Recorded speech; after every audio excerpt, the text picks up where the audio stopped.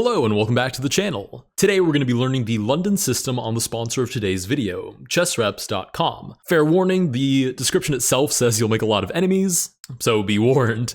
Egregiously redundant for me to say, but I am of course a big fan and avid player of the London, so my goal today is to learn all 28 lines of this course and then win a real chess game using the London. If you want to learn the London yourself, use my first link in the description down below. Let's dive in. Alright, so I am immensely curious to see what sort of lines we have in this course. Let's learn the London system. Before we get started, I have to warn you, this opening is basically the same 5 boring moves over and over, and nobody will be your friend. If you're okay with that, then let's get started with pawn to d4. No worries, our increasing elo will be our friend. All right, so we start with pawn to d4, and basically the first step is for us to get vaguely familiar with all of the lines. It's going to walk us through with all of these pretty amusing blurbs, and just get us familiar with the moves before we start drilling them down.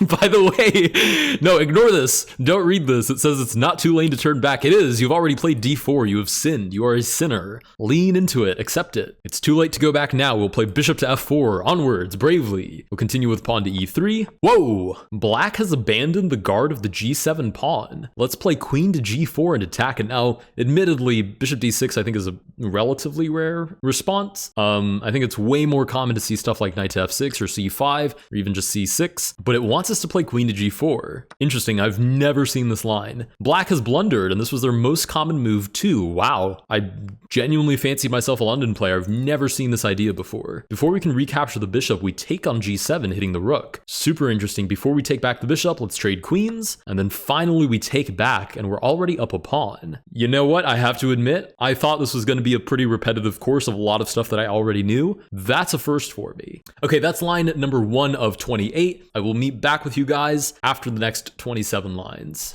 Okay, so I've just finished learning all, or at least getting familiar with all of the London lines, and I have to admit, I saw some stuff that was very familiar, and I was very happy to see it as well. For example, leaning into the knight to e5 idea to start a kingside attack instead of just trading off or dropping the bishop back, which can be a little bit more drawish. But I also saw some lines that I've never seen before. I think actually I've seen some of them like vaguely in some of those like crazy Eric Rosen games where he does like the Greek gift sacrifices and stuff, or like if you've ever seen some of his like London trap videos. But I have to say, I felt terrible for the black pieces when I was going through those lines. There is no human on the other side of this board, and I felt terrible for the black pieces. I'm so excited to try that out on somebody in a real game, and I really hope we get one of those really aggressive lines, because that looked like a lot of fun to try. But before I can do that, I do have to make sure that I've actually practiced all of these lines, so we can go into the practice section of the website. And what this is going to basically do is drill me through all of the lines that I've just become vaguely familiar with. If I do get anything wrong, the original blurb will show up reminding you of the purpose of the move,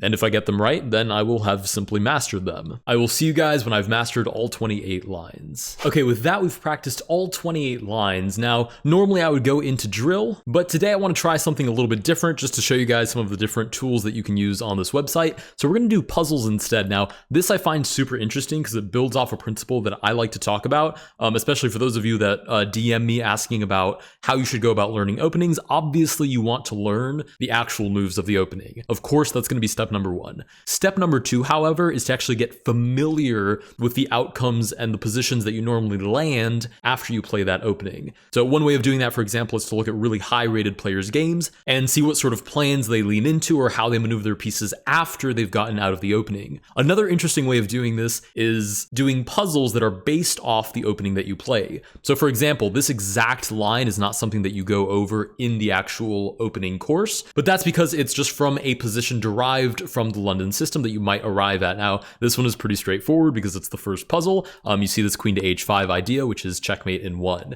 But you can see we have that London setup, and these are all positions that are possible if you are a London player. So here we've got a fork again along this weak diagonal. We see the free bishop that comes out to b4. Check, we capture that bishop. Now, is that to say that you will get exactly this position in one of your games? No, it's almost impossible, but you may get these sort of repeat ideas. In fact, you're almost guaranteed to get repeat ideas, especially if you're actually paying attention to what sort of ideas crop up game to game to game. So for example, a super big broad idea that shows up in a lot of my games is that kingside attack, where I intentionally wait to castle, then I go to the queen side, and then I throw all my pieces pieces in my opponent's face and eventually try to checkmate them. A smaller, tinier example of that is this very puzzle, right? We actually have the exact same concept that we had in the previous puzzle. A different position, but still clearly derived from a London system, although somehow we had this fianchetto happen, but you still see that idea of the free bishop, the exposed king on the diagonal, you come out with the check, give me your bishop. This is also a pretty common theme. This one I know from my own personal experience and games, more likely to happen at the lower rating range, but you do see the bishop and the knight standing right next to each other. I could capture with the bishop, I could also capture with the pawn, fork those two pieces, take my free material. This is actually another one that's pretty common, and again, it didn't show up necessarily in the course, but the actual concept did. So this idea of queen to h5 is in one of the lines, not this exact line. Obviously, this is a kind of random position, but is also a London system. But the concept or the pattern of playing queen to h5 check did show up in one of the lines, as the idea was to recapture on e5. That's not the idea here. The idea here is just to take advantage of the weakened king. I can take this free g-pawn, they cannot recapture, or else they lose the rook. But if they don't recapture, then the king is super weak and I have like a discovered attack idea. So they kind of have to take back, and then I take the free rook. Again, we see that pattern show up again. They accidentally take with the knight. Now, this is actually pretty common because they will think about taking with the bishop, but then they'll realize that that leaves you with the bishop on the board. And they'll think to themselves, okay, a knight for a knight feels more fair. And sometimes that's enough to make them just make the move, but then they walk into that fork again, and we walk away up another piece. Okay, this one I've never seen before. Again, you can still tell it's derived from a London that sort of turned into a queen's gambit, and it's almost tempting to take here on e4, but the queen takes back, the knight is pinned, and your queen is off the board. But we do see the pattern that we saw earlier in those puzzles, which is queen to a4. That bishop is free, the king is weak on this diagonal. Give me your free piece. This is actually the exact same idea. We'll go ahead and take that for free. Here we clearly had a knight sacrifice on f7. I think I can actually go back in the game. You can, right? Okay, this is another cool feature that Ethan, the creator of this website, discussed with me, which is really, really darn cool, which is that for any of these puzzles, you can just go back and see how you got to that position. It's a very obvious, London system setup. They played into it. They already had this tactic, I think, from this very position, but they played it out a couple of extra moves. They sack that knight on f7, unleashes the attack on the bishop on d6. When black recaptures, I guess I should actually take back with check first and then take my free bishop. So I'll go ahead and take with check, and then I pick up my free material. Not only did I get that f7 pawn, but I got that bishop on d6 as well. All right, we get this recapture on d4. Now this plays off a different idea, which is the fact that black has locked their own bishop outside of their position because of this pawn to e6 move. So I should just have bishop to b5 here, right? That should be devastating. There's nobody to defend that knight, so I just have that easy peasy fork. We'll go ahead and do this last one for funsies. This one actually looks really interesting. I've never seen this idea, but the tactic itself makes a lot of sense.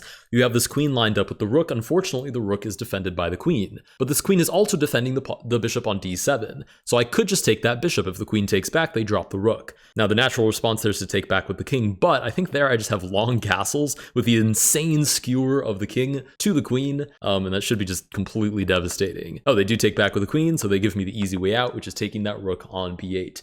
Now, apparently my London ELO is now 1400. I'd like to imagine it's a little bit higher than that, but I do think that this is an extremely cool way to train your sort of vision, but specific to the positions that you're actually going to get in a game, at least, in the middle game. All right, with that, I do think I'm all trained up. Let's go ahead and dive into a real game. For the purposes of this video, I will be playing 3-0. Should give me enough time to talk through my opening moves, but also maybe play some fast and exciting chess towards the end. Let's go ahead and dive into game number 1. All right, game number 1, I do get the white pieces. We'll start with d4. We do get d5. They've walked right into my trap. Okay, c5. What was it that I'm supposed to play here? e3, I believe, right away defending that d4 pawn. We get knight to f6, play knight to f3, and I think the idea is knight to c3. It's a sideline, normally not something that I play, but we get queen to b6 instead. Okay, I can definitely still play knight to c3 should they take. I can play knight to b5, threaten knight to c7, which is an idea they talked about in the course. Okay, they take. I believe I can just take back. That doesn't change the fundamental structure of the position. So that same idea is still sitting there. Okay, they decide to stop it. We'll play rook to b1. That is pretty much the end of the line. Knight to c6 targets d4. I can just play bishop to e2. Everything should be totally defended. Bishop to g4 looks to remove the knight from defending d4. I don't think I care. I think I just castle out of the way, and there's like some weird ideas where I pin that knight to the queen, and they might actually be in trouble. Oh, they take with the queen instead. Interesting. I can take. Oh, and then should I take? They can distract me here. Ooh, that's a fun little line. I think I can still take with the bishop, though. We do have the bishop pair, so you'd imagine it's in their best interest to do some combination of those moves to get rid of it, right? They take on d5. Knight drops back. I guess we can just trade off. We're ahead on development, but not by a whole lot. We do have 3 versus 2 over here, though, so I guess this endgame is a little bit favorable. Of course, we'll take the open file. It goes without saying we're out of book now. This is obviously well past the end of the variation. Oh, that's kind of ugly. Shouldn't have let that happen. Maybe I want them to take those, so I have this check, and the king blocks in their own bishop, which actually looks kind of nice. Okay, they realize that too, so I do have time to defend my pawn. I have to admit that was totally lucky, but it did work out in our favor. Now double up the rooks. We have complete control of the file. They can never go to d8 because I cover it with the bishop. So I'm looking at d7, grab that 7th rank. There have to be good ideas there. I don't know exactly what, but they're gonna move that pawn out of the way rather. How do I double up here without letting them just